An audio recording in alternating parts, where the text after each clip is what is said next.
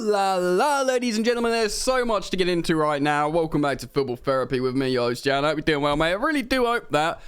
Welcome back to, of course, Chelsea News, the daily series. Here on the channel, where I reflect on what's being said about Chelsea, giving you my opinion on it, but more importantly, asking for yours. There is so much popping off at the moment. What's going on with Aubameyang? Are Chelsea turning to Wilfried Zaha? There are players going out on loan. I mean, there's other stuff like Ronaldo's been offered to Chelsea again. Georgia Mendes, desperate to get him out. We might talk about that, we might not. We're going to go into Ornstein's column, give you more detail about what is happening. And Ziyech as well, he's out, isn't he? He's going out to Ajax, it looks like now. Anthony's been sold, selling, whatever. Brothers, sisters, please do drop a like on the video. I'm trying to keep my eyes all over the crazy amounts of news, if that's English at the moment. And if you enjoy my content, liking the video is a way of telling me that. You're welcome to subscribe to this channel, Football Therapy. Should you choose to do so, ensure you hit that sweet, sweet bell, baby. Right, off the bat, let's just tell you what Di Marzio's saying.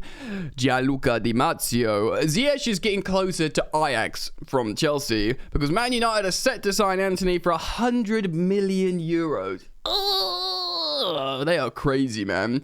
8 Eredivisie goals, 100 million euros. You know what?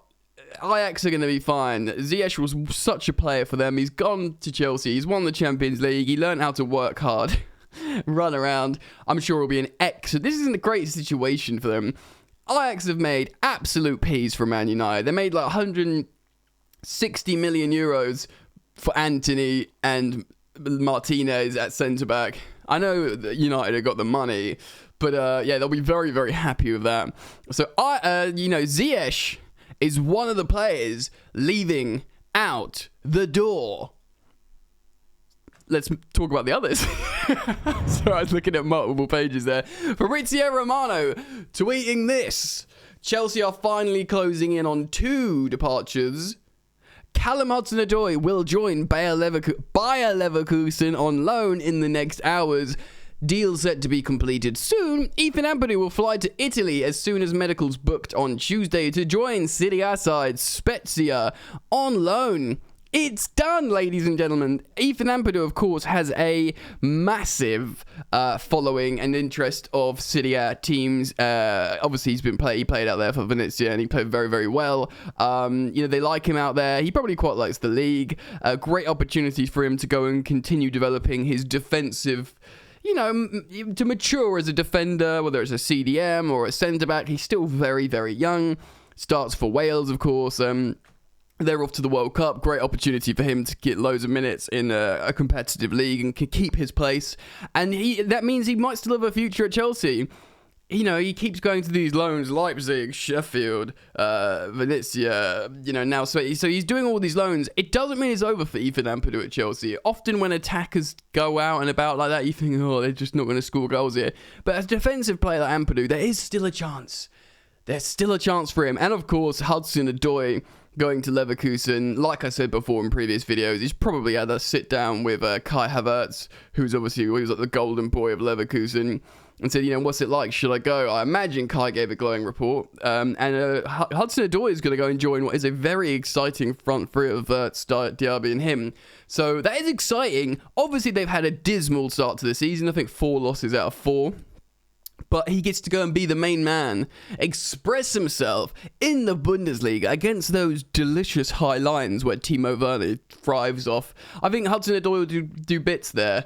I really do hope he does well and comes back, because he's only 21. He's 21 years old and he's still regarded as such a, wicked talent. He's got a few years, 3 years left on his deal at Chelsea, I believe. So, yeah, it's not done yet, ladies and gentlemen. Neither for Callum Hudson-Odoi or Ethan Ampadu. Good loans, they join the exit door, for the moment, with Hakim Ziyech. Ooh la la la. We're going to talk about Wilfried Zaha in just 1 minute, because I want to talk about David Ornstein's column first on The Athletic. The summer transfer window closes at 11 p.m. BST on Thursday, and many Premier League sides are in for a hectic few days. And here's a rundown of some of the most live issues as the clock ticks down.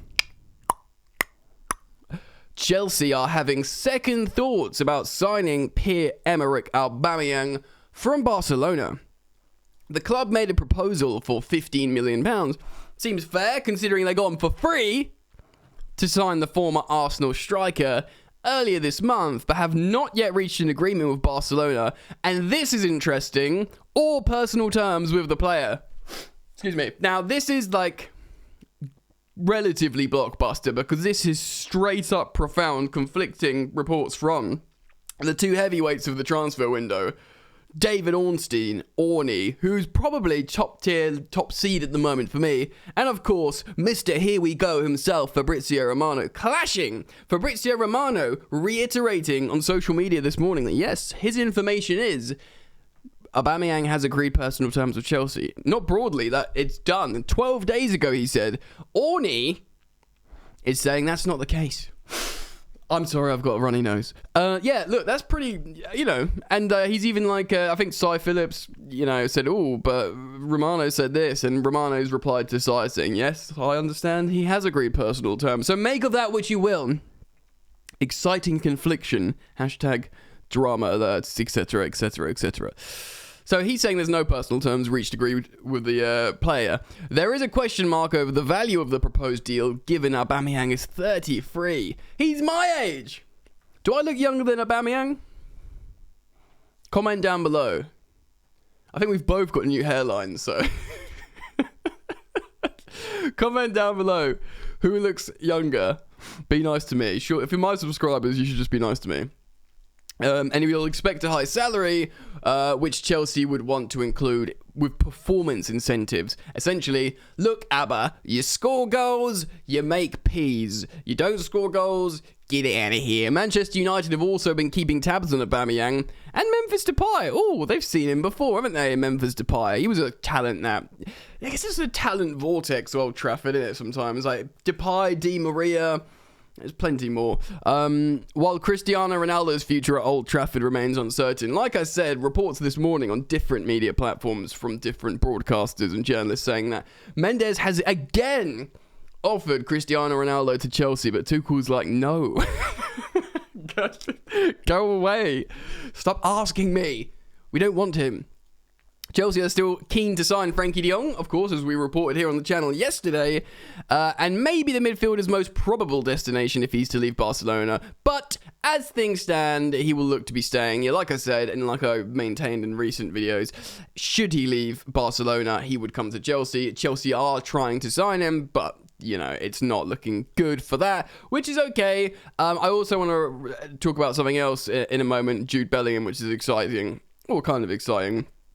You know what, let's do that now before we move on to this next part. So Chelsea, of course, looking at midfielders. It turns out that we knew Liverpool were interested in Jude Bellingham. Of course, he looks like an absolute superstar. The young England international who plays for Borussia Dortmund in the Bundesliga.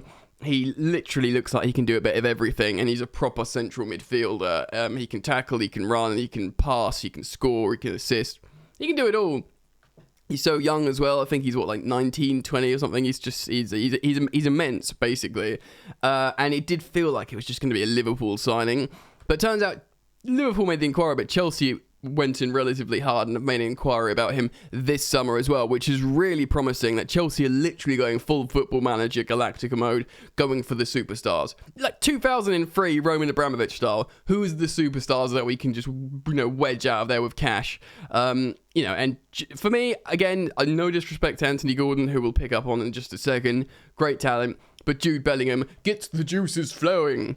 That's someone I'm very interested in and very pleased to hear Chelsea have made an inquiry about him. So, keep an eye on that. But, it makes sense that Chelsea are looking at midfielders still, trying to go relatively hard for that. And yes, of course, they tried to sign Frankie de Jong. But we might not sign a midfielder now.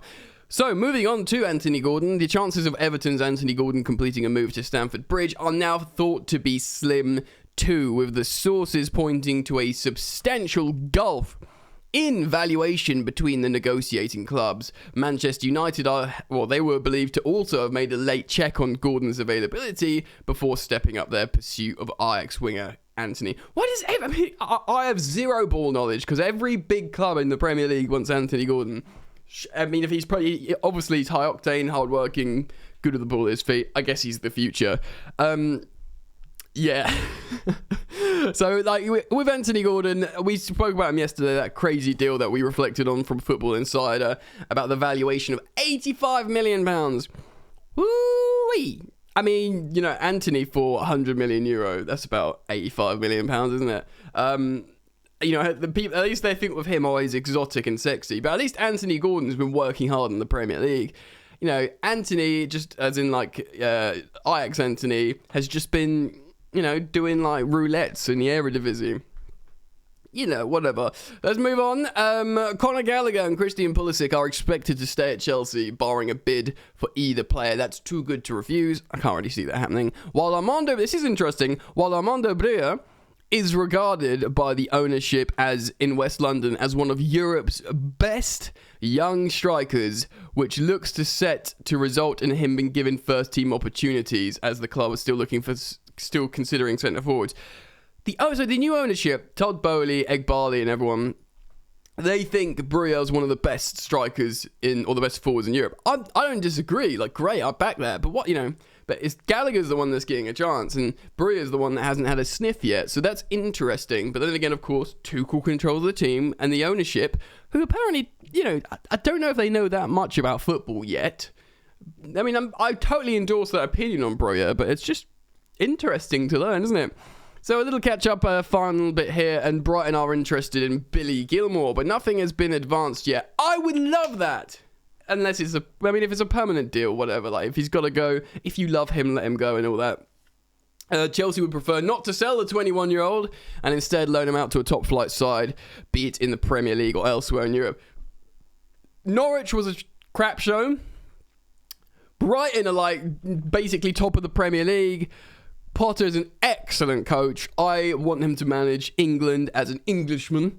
I believe he would be such a good manager. Like, no disrespect to Gareth Southgate for like the body of work he's done, but my word, man, like, Graham Potter is such a good coach. Good footballing coach. Billy Gilmour would do very well to go on a Brighton loan. Do you agree? Comment down below. Let's finish with Zaha. Well, like the aforementioned situation with Aubameyang that we've just spoken about in David Ornstein's column. Chelsea having reservations, not knowing what guan. Let's jump over to Football 365 and see what they're saying about Wilfried Zaha. Chelsea, Arsenal make Zaha contingency plans. Chelsea are looking to finish a thrilling transfer window in a flourish in the coming days, or with a flourish, shall I say. Wesley Fofana is expected to complete his move to Stamford Bridge, with the Express reporting a confirmation of a £75 million switch will come today. That, though, somewhat contradicts the Athletic David Ornstein, who writes Fofana has travelled to the USA for a medical as the Blues look for reassurance over the centre-back's fitness. Of course, that pretty like crazy leg break. I do think that a clean break like that is better than doing like your ACL. Snapping in the middle of, as gross as it is, snapping in the middle of the leg is better than maybe the knee or the ankle or the Achilles, because it's just a clean break in the middle. But you'd understand, for that money, American owners would want to send him over to their best American doctors and be like, what do you guys think? Is he cool? So yeah, that's what's happening with Wes Fofana. The Guardian reckons Chelsea have also reignited their interest in Wilfried Zaha. The Palace forwards window for a big move seems to have closed, but apparently the Blues are really willing to give the 29-year-old Champions League stage if they can't agree a deal for Anthony Gordon or Aubameyang. Which is weird because they're different players, very different profile. I don't know why it's one or the other. Chelsea's interest in Aubameyang is complicated by competition from Man United, but we've spoken about that as well, and we've given you more details. Why Arsenal could also go up against him in the race for Zaha. Well, Arsenal are top of the Premier League, so what's happening? We're through the looking glass now, people. So the Gunners have previously been in for Zaha, but Palace refused to do business. But look, Zaha is 29 years old, which before would feel like quite old. I think we sold Hazard when he was 29 or 28, and we felt like we might have got the best years out of them. Zaha still looks good. If we're looking to give big wages and maybe a 2+ year contract to a 33-year-old in Aubameyang, Chelsea would probably give like a 3+1, maybe even a 4-year contract to Wilf Zaha. You'd have to think Wilfried Zaha, who's playing in London, probably likes living in London, would want to have this chance again. He obviously went to Manchester United. It didn't work out years ago.